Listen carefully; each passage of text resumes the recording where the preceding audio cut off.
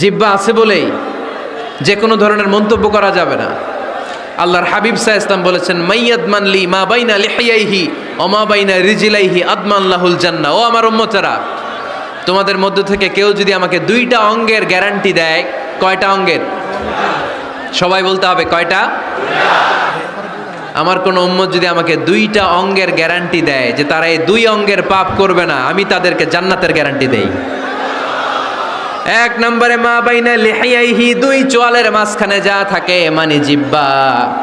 আমার কোন উম্মত যদি আমার গ্যারান্টি দেয় জিহ্বা দিয়ে কোনো মিথ্যা বলবে না, কাউরে বাজে কথা বলবে না, ঠাট্টা বিদ্রূপ করবে না, জিহ্বা দিয়ে যে এই পাপ কাজগুলো হয় এগুলো করবে না, আর দুই রানের মাঝখানে যে অংশ আছে লজ্জাস্থান, এই দুইটা অঙ্গের গ্যারান্টি যদি আমার কোনো উম্মত আমারে দেয়, আমি আমার ওই উম্মতকে জান্নাতের গ্যারান্টি দিয়ে দেব। খবরদার ফেনীবাসী, খবরদার।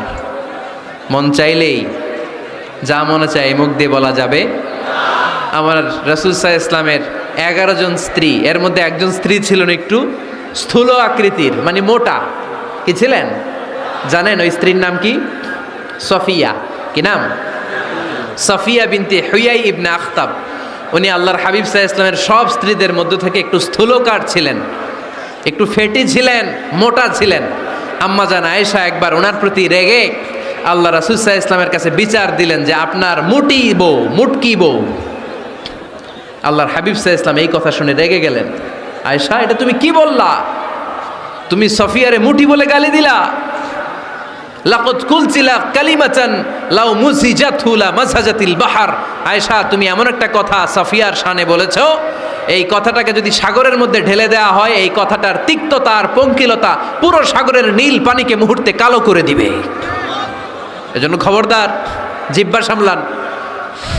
সাহাবারা রাদিয়াল্লাহু তাআলা আনহু আজমাইন, ওনারা জিহ্বা ধরে মাঝে মাঝে জিহ্বার মধ্যে বাড়ি দিতেন আর কাঁদতেন আর বলতেন, জিহ্বা, তোর কারণে কিয়ামতের দিন আমরা আল্লাহর কাছে ধরা খেয়ে যাব।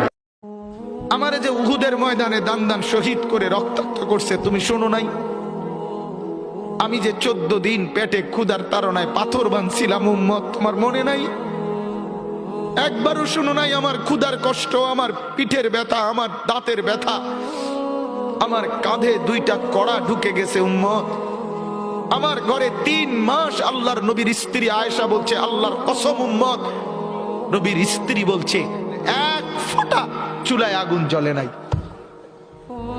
নওজোয়ান আপনারা বলেন, বাপ, আজকে যাদের 1 বছর 6 মাস 2 বছর কোনদিন ফজরের নামাজ পড়েন না, দিনের পর দিন রাতের পর রাত যায়, এভাবেই 6 মাস, এভাবেই 1 বছর, এভাবেই 2 বছর, আপনি জানেনও না ফজরের ওয়াক্ত হয় কখন, ফজরের জামাত হয় কখন। মেরে মুহতারাম, আমার ভাই, আমার বন্ধু, বলো। নবী সাল্লাল্লাহু আলাইহি ওয়াসাল্লাম দেখে এসেছেন মেরাজের রাত্রে যে জেনাকারী পুরুষ আর নারীর শাস্তি দেখেছেন স্পেশাল একটা চুলা, জাহান্নামের ভিতরে স্পেশাল একটা চুলা বানিয়েছেন আল্লাহ পাক, যার নিচের দিকটা এরকম প্রশস্ত, মাথাটা চিকন, নিচ থেকে আগুন দাউ দাউ করে জ্বলছে, আর এই আগুনের সাথে সাথে মানুষগুলো লাফিয়ে উঠছে।